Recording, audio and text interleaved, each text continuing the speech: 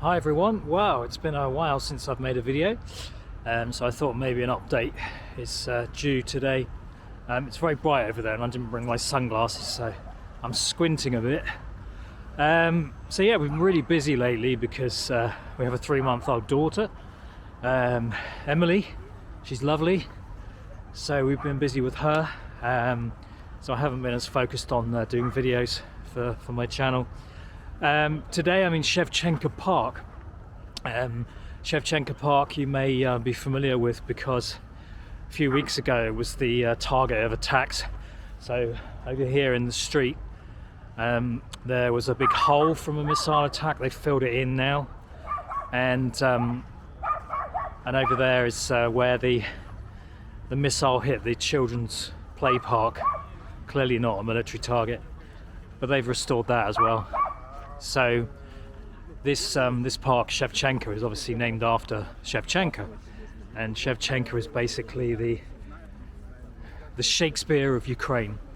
Over here as well, there's, you can see it there behind me, is Shevchenko National University. So it's like the top university, I think, in Ukraine, or the Red University as it's also known.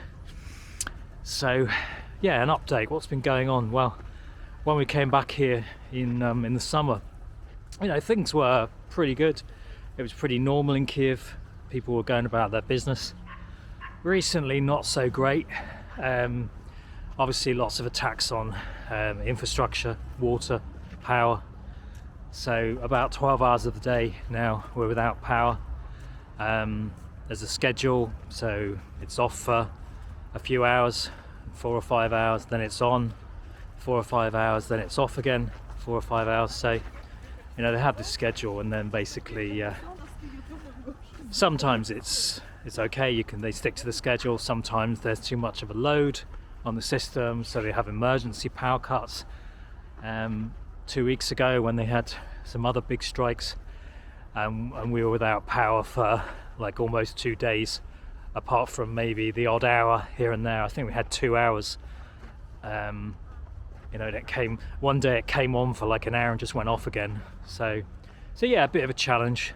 But you know, the Ukrainian people, they keep going. They're not giving up. They just makes them more determined, really, to get their country back, basically. So yeah, that's what's been going on. And of course, when the power's off, no heating, no water. We live on the 19th floor, so obviously they need electricity to pump the water up to our floor. So when there's no power, there's no water, so no hot water, no heating. Today it's about -7, so it's not too bad. When I left home, I say not too bad. In England that would be like, oh my god, it's cold, but here it's like, nah, it's normal. So when I left home, the power is on, but there's an app which tells me when it goes off, and it's gone off now. So I've got fitter, actually, because now, you know, we live on the 19th floor, so I have to walk up 19 floors of stairs, so I'm fitter now. But the first time I did it, oh my god, I almost died. But now, yeah, not quite so bad. So yeah, we're just kind of thinking at the moment what to do, whether we up sticks and leave Ukraine for good and move to Warsaw or somewhere else in Poland, or whether we go back to the UK. Maybe we're going to go to the UK for a little while anyway, just to escape the winter. But long term, you know, we'd like to come back here, obviously, but you know, it depends what happens. I don't see things changing here for a while, really. I wish it would, but I don't know. Oh, I'm going to get attacked by a load of pigeons now. Hello, pigeons. So yeah, you know, we don't know what's going to happen, really.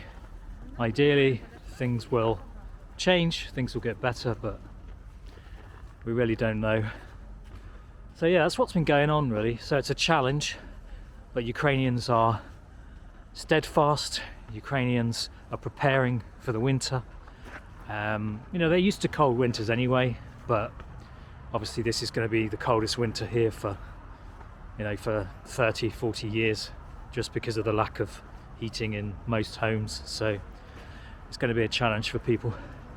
But what the government's doing now as well, squinting again, sorry. What the government's doing now is they've set up, like, they call them points of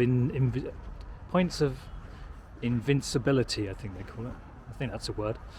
And so, yeah, they've got Starlinks, like big heaters, places, so like tents and marquees, places to go and get some food and stuff. So, you know, they're trying to prepare for what might happen, because if there are any further strikes, then the power might go off completely, and that'll be that, basically, no power. So that's going to be a real challenge for people. But we'll see what happens. But obviously we've got a 3-month-old daughter. I'm being careful here because there's snow on the steps.